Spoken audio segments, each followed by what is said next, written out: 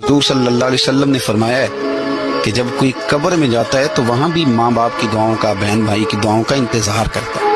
کوئی دعا مانگے سونی کر کے. اب آپ یقین کریں کہ وہ ایک خاص رسم ہے، انہوں نے بھی دعائیں رٹ لی ہیں، وہ پکی رٹی رٹائی کیسٹ ہے. اور قبر پر فاتحہ پڑھنے والوں نے بھی، چونکہ ہمیں تو توفیق نہیں نا کہ ہم کوئی دعائیں دو چار معصورہ دعائیں جو قرآن و سنت میں آئیں وہ یاد کر لیں، تو ہم نے تو ڈیوٹی لگائی ہوتی ہے کہ فلاں صاحب آپ نے دعا مانگنی.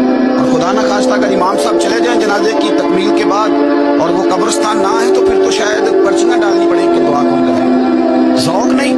لیکن حضرت عوف بن مالک رضی اللہ تعالیٰ عنہ فرماتے اس رنگ میں حضور دعا مانگتے قبر پہ کھڑے ہو. حضرت طلحہ بن برا کی قبر پر پتہ ہے نبی پاک نے کیا دعا